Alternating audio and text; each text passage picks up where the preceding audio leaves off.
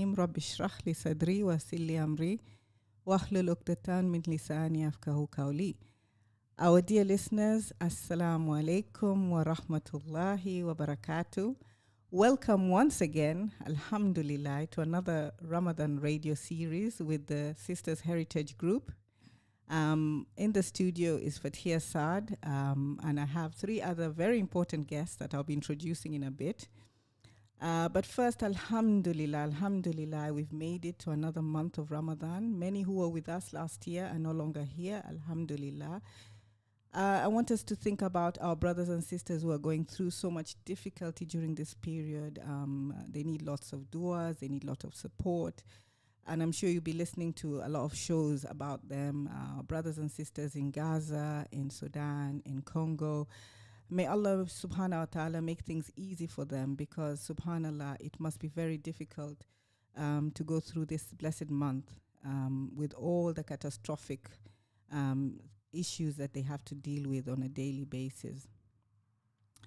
So to begin with, I'm going to introduce the members with me in the studio. Then we have a special guest who has joined us from Zoom, and she will also talk a bit about herself. The topic for today is a very controversial topic, and we were really bantering, in the studio before the show began. We are looking at menopause, embracing our womanhood, and a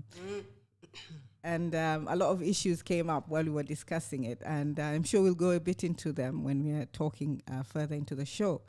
So I have a Bibi, Amina, and she is originally from Guyana, and she's lived in the UK for over 40 years, and she's a mom of 2 daughters and 2 grandkids. Welcome, Bibi. Yeah. Assalamu alaikum wa rahmatullahi wa barakatuhu. Wa alaikum salam wa rahmatullahi wa barakatuh. Ramadan Mubarak to everyone. Yeah, mashallah. And then we also have Sakina Cumberbatch Waldron, and she's originally from Barbados, and she's lived in the UK for over 20 years and is a mom of 5 children, including 2 twins, a set of twins. Yeah. Welcome, Sakina. Yeah, and last but not least is our special guest, who is Dr. Nikita Islam. And she is a Muslimah who coaches on perimenopause and menopause and guides people to lead empowered lives. She is a revert to Islam, and she's very passionate about her deen, and she infuses her coaching with practices from the Sunnah. Dr. Nikita Islam is a former obstetrician and gynecologist. She practiced hospital medicine for 20 years in the UK and abroad. She herself had a challenging time in her perimenopause years. She was diagnosed with diabetes and had to undergo a major surgery. She realized that modern medicine is very limited when it comes to health maintenance and disease prevention. This led her to explore holistic health to achieve physical, mental, emotional, and spiritual well-being.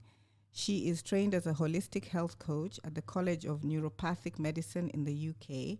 Some of the holistic practices were not in line with religious beliefs, so she applied her learnings from conventional holistic medicine and aligned them to the deen. And with this, she was able to reverse her diabetes and get back to the peak of her physical and mental health. The results were incredible. She realized that her learnings were too valuable to keep to herself, so she had to share them with women in similar conditions. And she has now progressed in coaching as an NLP. And she's a practitioner who helps women to release emotional blocks and improve physical and mental health. Today, she has a community for Muslims in their later years called Muslimah Vitality Hub. And she'll tell us a bit more about her program. She's with us in the studio. Welcome, Dr. Nikita.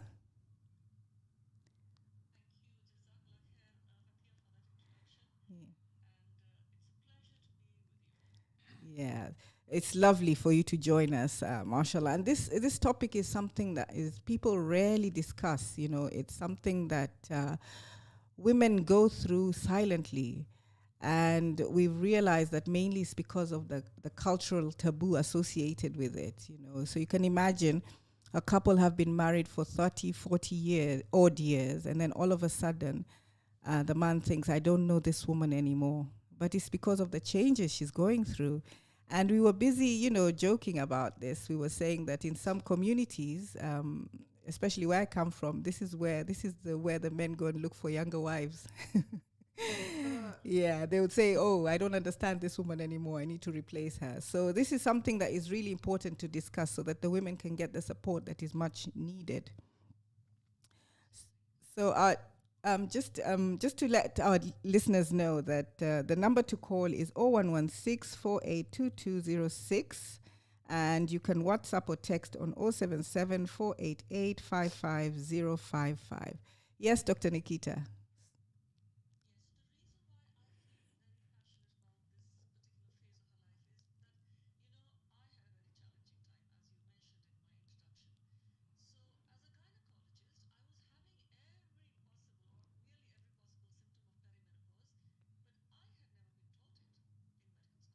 Mm, yeah.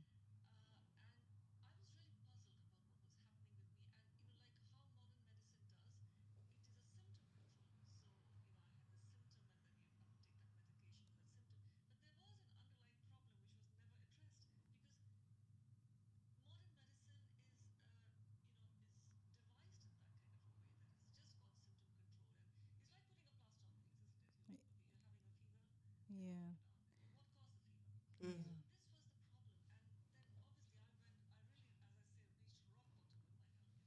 mm.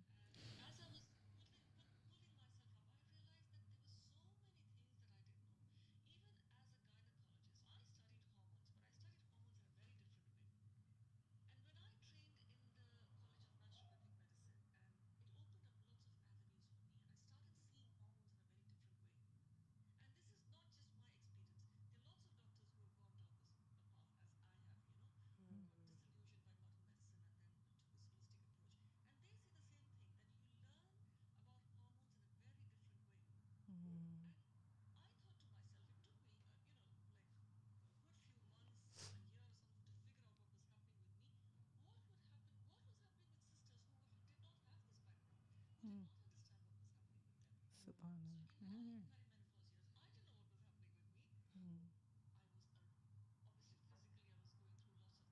Mm, mm,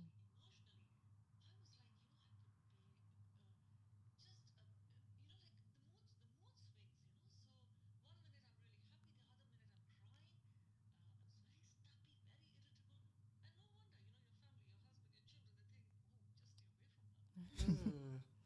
Put in the room yeah. and shut her up.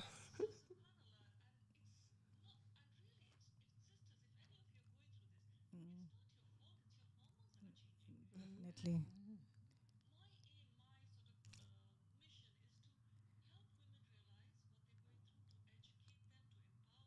Yeah. Mm.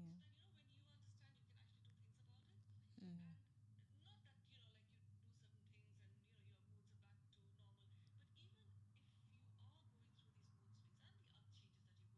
Mm, mm, yeah. Yeah. Okay.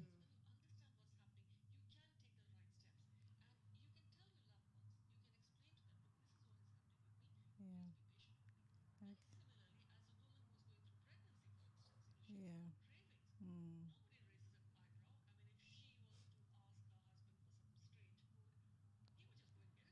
definitely. Mm, yeah. Yeah. Dr. Nikita, sorry, I'll just interrupt there.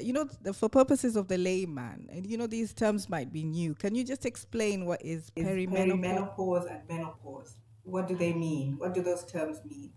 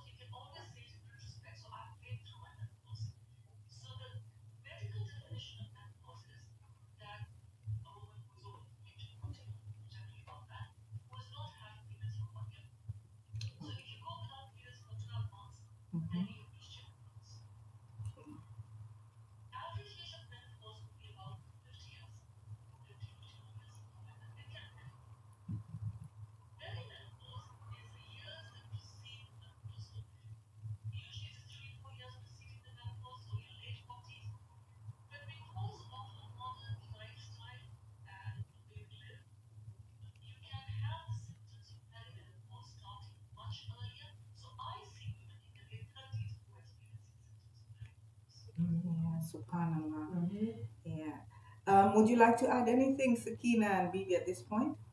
Well, I could do anything I can add to that. At the age of 39, 40, 45, I was feeling different things with myself, but I didn't know anything about it. So I went to the doctor once and I said, he said, you're too young to be in that, on menopause. I said, okay. So I went back and left it, but at the age of 52, I was still there and, I just cope with it the best way I can. Mm. But I wasn't as bad as some people that I know that went through menopause. So alhamdulillah. Yeah, I guess everyone experiences differently. Would you like to share your experience, Sakina? Me, I thought the word men or pause mean men. I pause for men. Right? Seriously, that's no joke. But then when I started to research it, I said, no, your feelings, everything is changing, right? And of course, that period is finishing, and it's finished, right? And then, sorry. Yes, and then I my kids to explain this to now, my daughter and I researched, right? I did some research and I came up with what is menopause really and what are the symptoms and what you're supposed to do, what you're supposed to be using, to help enhance your metabolism now that is changing. That's a change, a drastic change too, and it can make a person either sick or in that stage I started to talk to my daughter. I call her Mina. That's my first daughter. Yeah, Mina. I know you're having a period now. One day you'll be like me, like mommy, you'll be having changes, which means that you will not be having that period anymore. She said, you sure, mommy? I said, yes. She said, you'll be so happy with it. She said those words to me. Yeah.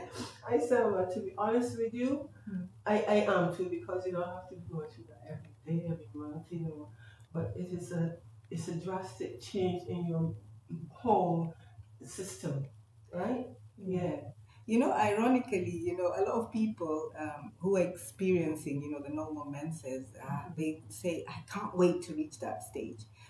But we were discussing with Dr. Nikita that at some point, Allah in His infinite wisdom knew at that particular time women do need a break. Of course. So when you are past menopause, you have to behave like a man, let's say per se, isn't it, Dr. Nikita? You have to pray 30 days a month. You have to, you're no longer going through the hormones that you go as a young woman, productive woman. So you're more or less, you have to have your ibadah top notch. Yes. Yeah. So these are some of the things that we realized, that it has its highs and its lows, isn't it? Yeah. What are some of the common challenges that women commonly face when they're going through this period, Dr. Nikita? Mm. Okay. Yes. Yeah. Yes. Alhamdulillah.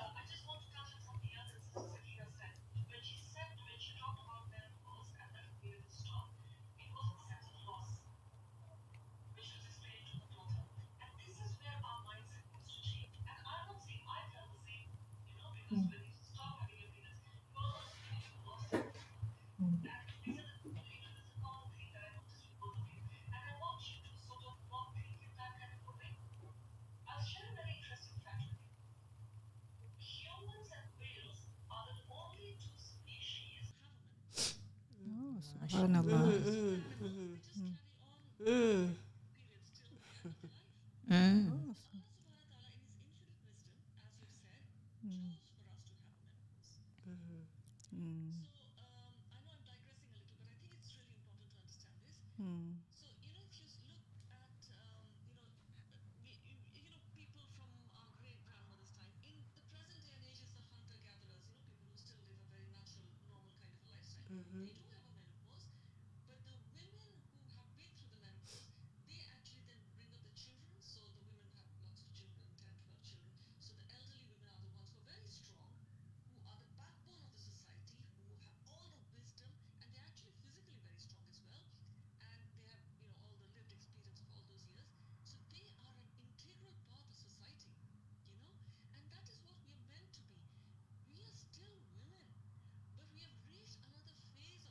Right.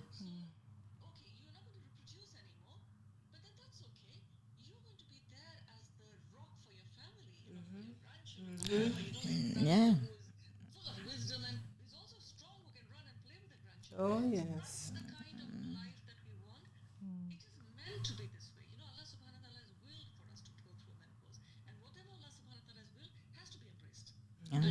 I mean, Definitely.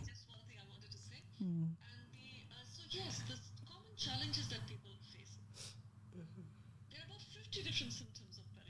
Subhanallah. Yeah.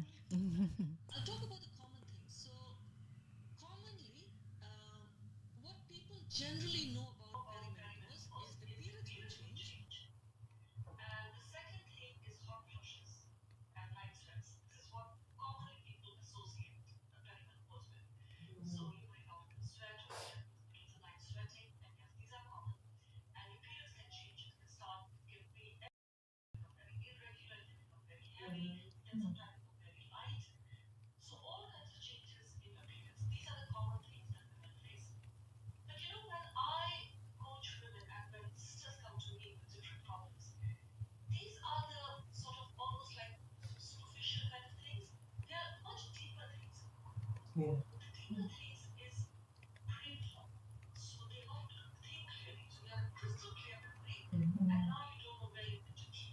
Mm. Mm.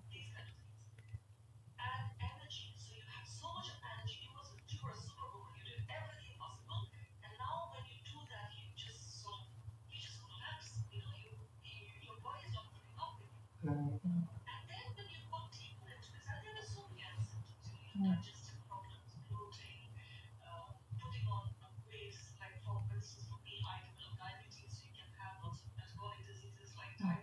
Mm. Yeah.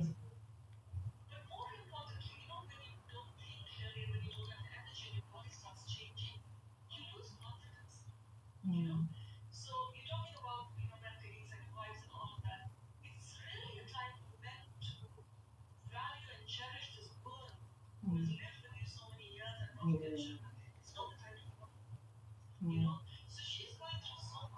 Mm.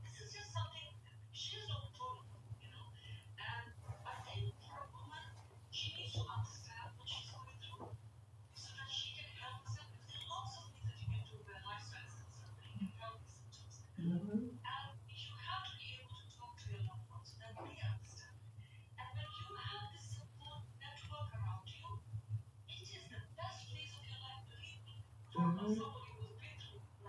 Mm-hmm. It's Mm. true.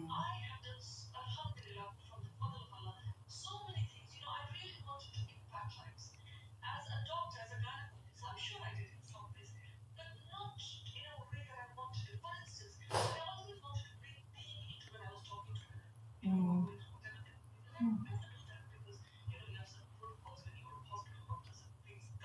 Mm-hmm.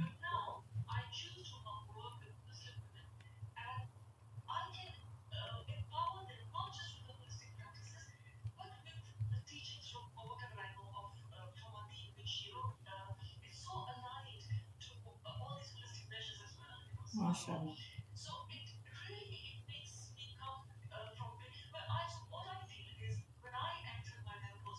Mm.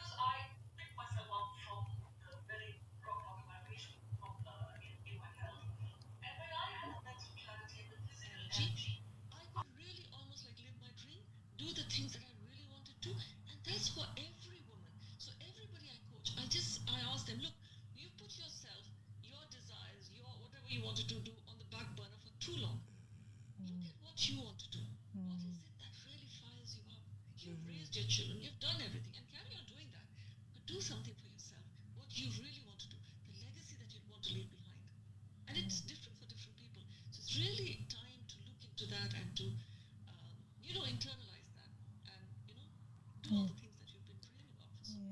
Fantastic, and we have a very good example in the studio here. Bibi Alahuma Barak here.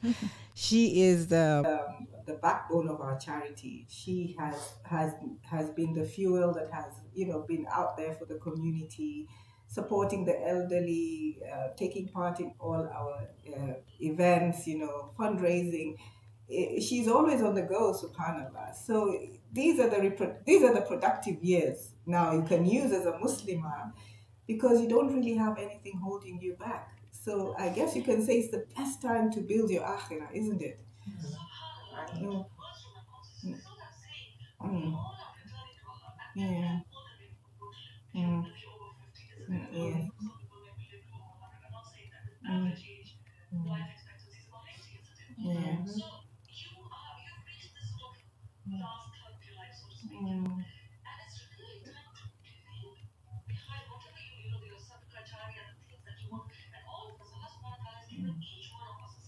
Mm. Mhm. Definitely, definitely. Yeah, subhanallah. You said that you align your teachings with the sunnah. Can you give some examples that probably stand out? Yeah. Mm.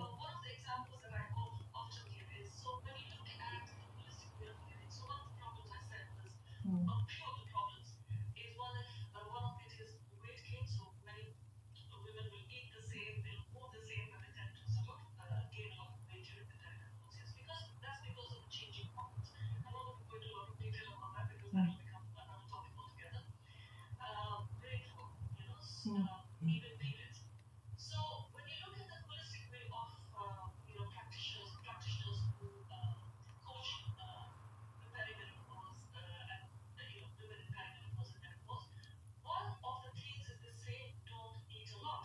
Mm.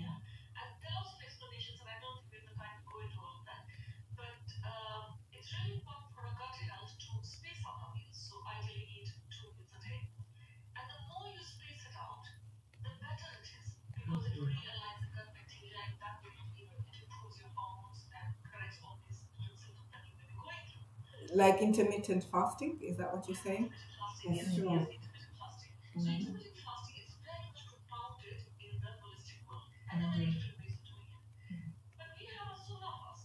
Mm.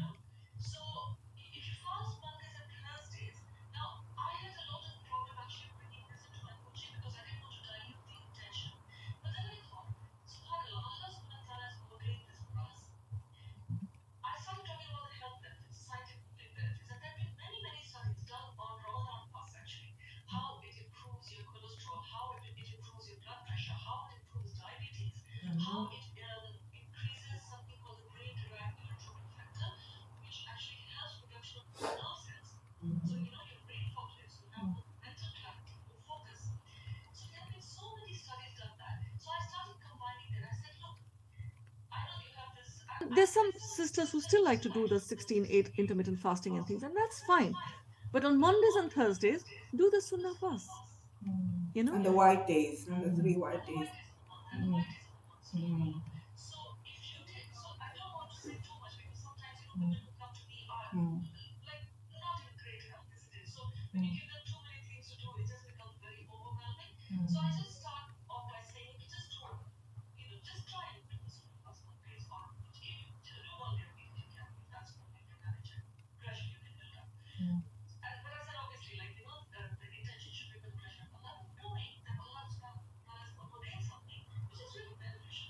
Definitely.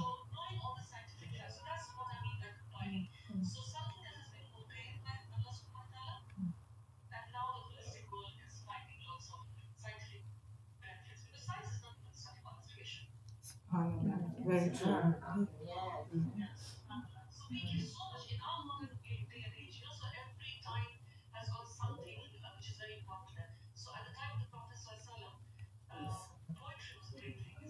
Yes.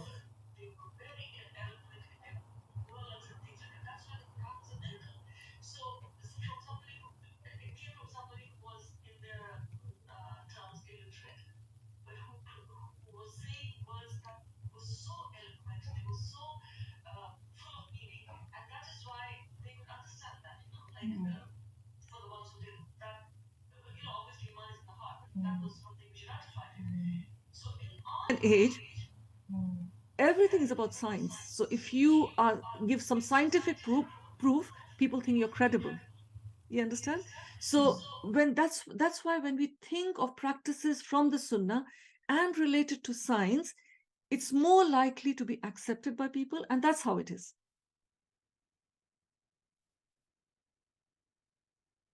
Yeah.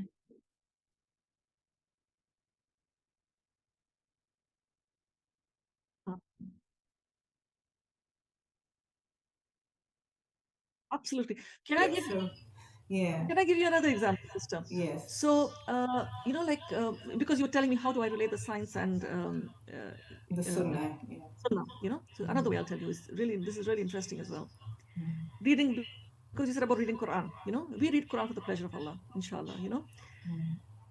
Um, there's so many breathing techniques which actually improve the stress levels and reduce the hormone cortisol, which has got a huge impact on our overall health. Most of the breathing techniques, which all the breathing gurus will teach you, is based on one common principle, which is diaphragmatic breathing. So you breathe from your tummy rather than your chest. And all of them, one common principle is you make the exhale really long. So, you take a short breath and you exhale, So that's the breathing gurus will teach you that.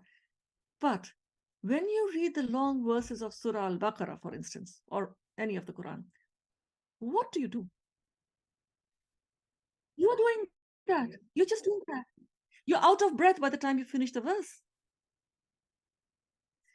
So so in Quran is a shifa, and the shifa is in so many ways the words of Allah, but also in the way that we read it with the proper tajweed, with the proper rules of recitation. And the another thing, we make hunna. We make hunna when we read so on mim sakina, noon sakina, or the ikfa. There was a study which was done in some country where when COVID was going on, they devised a nasal spray which was actually made up of nitric oxide. So when they sprayed the nose of people, who were exposed to COVID, it killed 99% of the virus.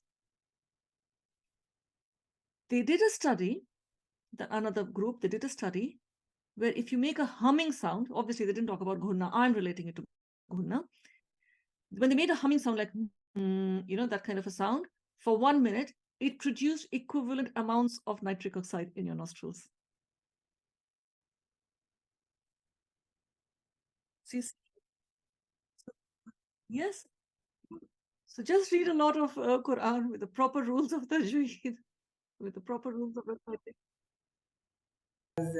Yeah, we are on Ramadan Radio 87.7 FM. This is the Sisters Heritage Show. We're with Dr. Nikita Islam, and we're talking about perimenopause and menopause. How do we embrace our womanhood? We'll be having the next show after this at 12 p.m. will be Building Your Paradise, and that will be with Ustada Farhana. And then we'll have 1 p.m. Further education with Wajida Yusuf and Aisha Sheikh. And then we'll have the Al Rayyan Club with Ali Amjad after that. So stay tuned to Ramadan Radio 87.7. Dear listeners, if you want to contribute to this discussion, the phone number to call is 0116 or you can WhatsApp text on 077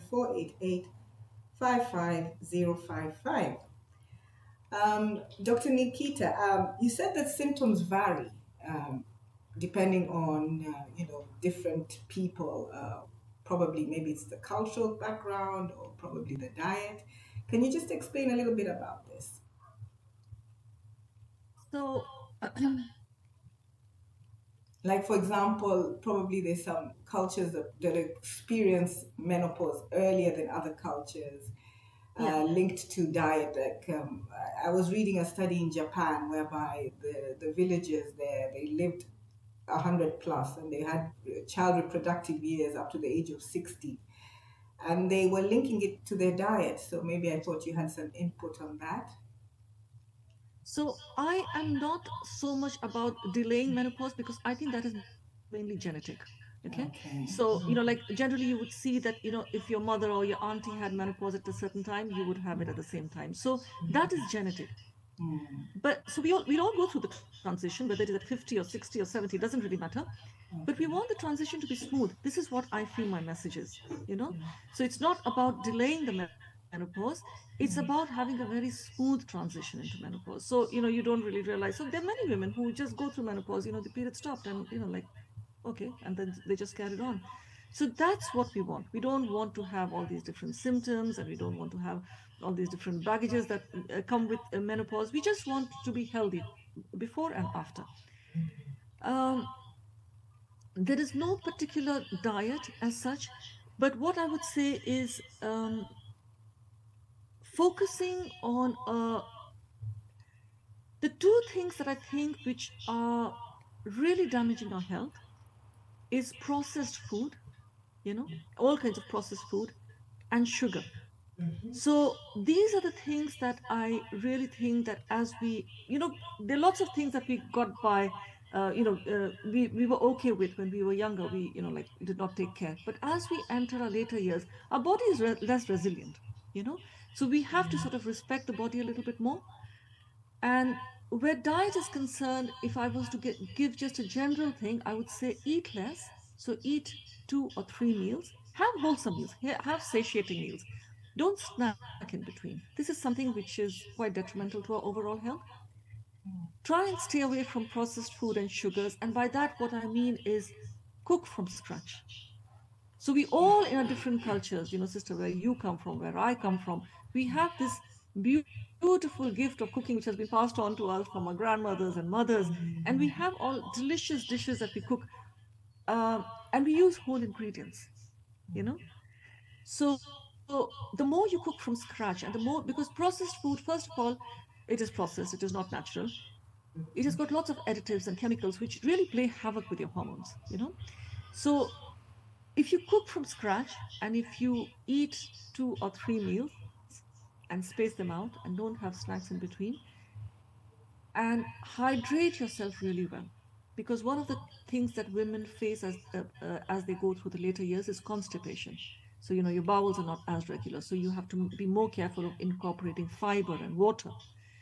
So these are the three principles I would say where nutrition is concerned. Of course, I could talk so much about it, but generally speaking, for quick tips, where lifestyle is concerned, I think one of the most concerning things for me is how little people sleep these days. Anyway, when you enter your perimenopause years, many women will find it difficult to sleep because there is decreasing levels of a certain hormone called progesterone. So progesterone is a calming hormone. So we all have this calming friend. When we are really anxious, we go to her, she talks to us in a really calm voice, gives us a cup of tea, and we feel better. So progesterone, if you were to personify progesterone is that calming friend. And that calming friend leaves you as you enter your perimenopause and menopause years. So you tend to get very anxious. And a lot of us, we allay our anxiety with, mindless scrolling through the phone or internet or whatever it is. And this can, so you're finding it difficult to sleep anyway. And if you are on your devices for very late at night, some of us may be working. I'm not saying that all of us are wasting time on social media. I'm not saying that. Some of us actually work using, electronic devices. But if you do it for very late at night, your sleep is disrupted. And if there is one thing that really messes up your hormones is sleep. If you slept well, if you prioritize your sleep, and if you ate in the way that I've advised you, inshallah, most likely you would not have so many symptoms. I know there's a lot of nitty gritty to it. I'm not saying this is all that you need to do, but these are the two main pillars, I would say. You know, Okay, one and one one immediate symptom that a lot of people complain about is hot flushes. Is there yes. sort of like something that can help regulate that? So, if I were to tell you one thing that would cure the hot flushes, there would be two problems with that, Sister Fatia. Everybody would be doing that, and there would be no hot flushes. And I would be doing what modern medicine does: put a plaster. So one medicine, one symptom, and that's it. Okay. Unfortunately, it doesn't work like that. Okay. So I'll explain to you why hot flushes happen, and then I'll tell you what are the different things that can work with it. So hot flushes happens because there is a hormone called estrogen which decreases as we enter our later years. There is an inbuilt thermostat in the brain. So we have got an area of the brain which is called the hypothalamus, and there is an inbuilt thermostat there. That thermostat gets a bit confused when it doesn't have too much of estrogen, or the amount of estrogen it's used to. So it falsely senses that your body is too hot, whereas you're not hot. So the typical time of waking up is, 3 o'clock in the morning. So you wake up in a sweat. Many women experience this. So what happens is that the brain falsely thinks that you're too hot. And to cope with this heat, to make you break out, you break out in a sweat to lose that heat because that's the body's coping mechanism. The good news is hot flushes don't last because eventually your body will get used to the decreased amount of estrogen. You see? So hot flushes generally would last a few months, maximum 2 or 3 years. And now I know some women will say, I've had it for 6 years. That's a rarity. Generally, it's a few months. And your body does get used to it. What are the things that you can do? It's a holistic, lifestyle measure. So I've told you your food contributes to your hormones, the way you drink contributes to your hormones, how you exercise contributes to your hormones, how you sleep contributes to your hormones, how you manage your stress levels contributes to your hormones. So it's not just one thing.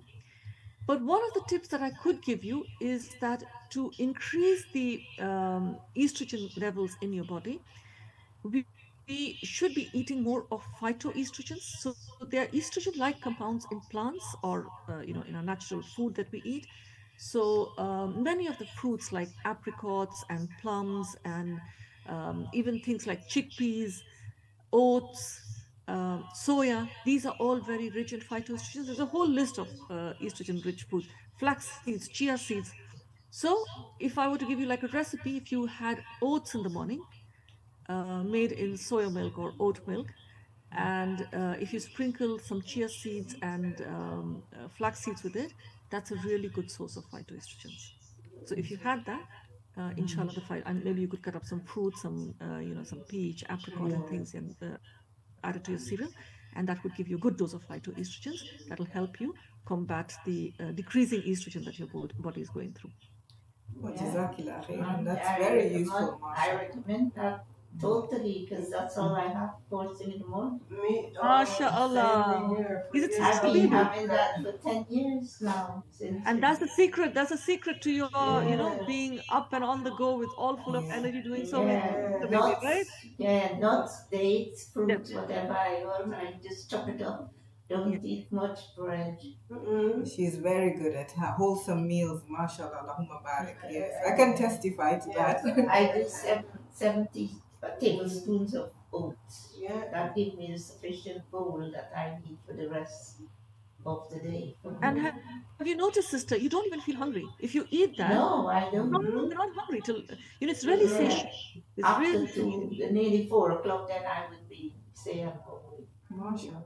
I drink Look, loads of you've got water. you've got living proof. So do And you I want to have become also only warm water. I boil my water. mashallah, mashallah. I love to drink a lot with. Yeah. Yeah. Incidentally, it's also a very good food for suhoor, oats with the That's all flax I seeds have. and chia seeds. Fantastic. Yeah. food.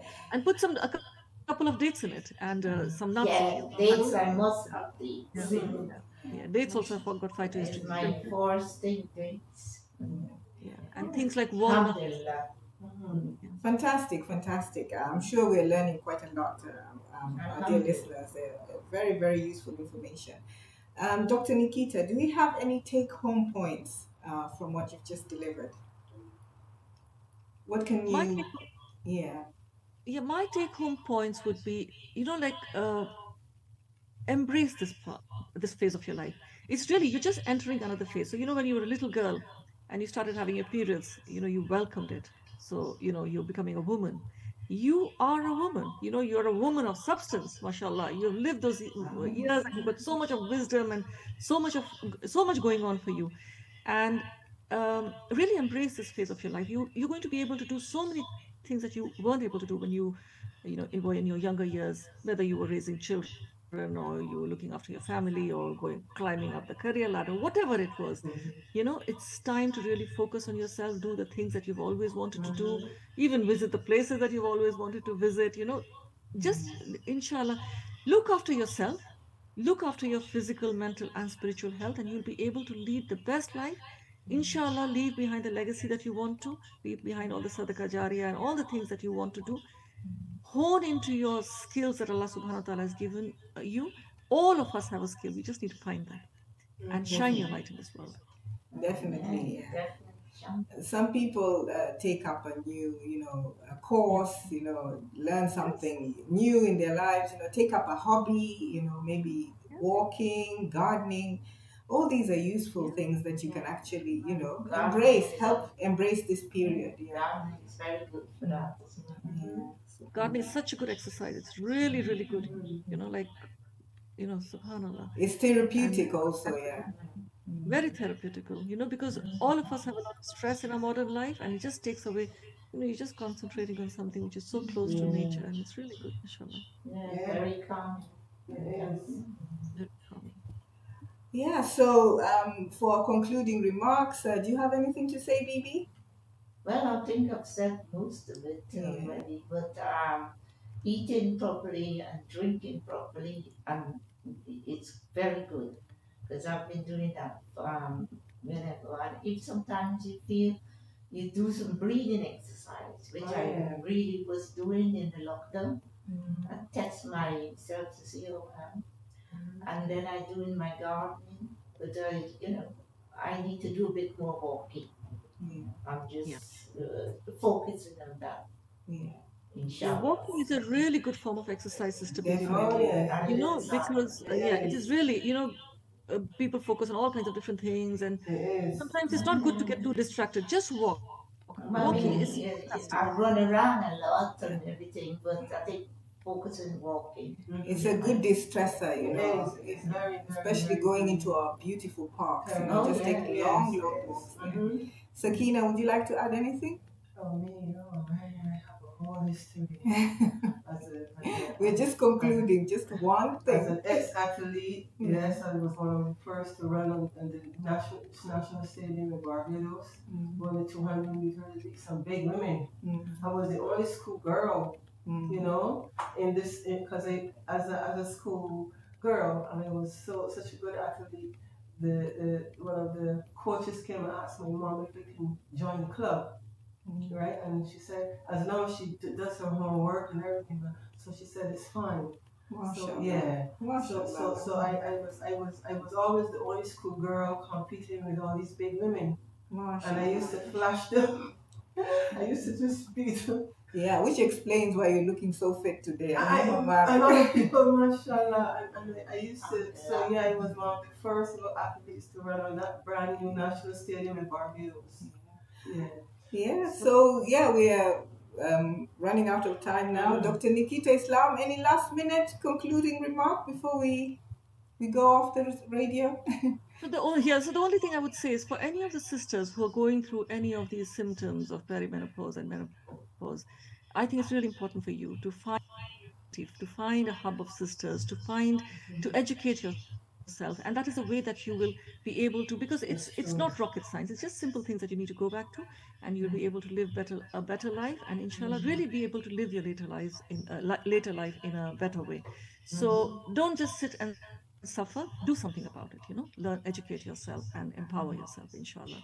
And Jazakillah khairan. Thank you so much everyone for joining us.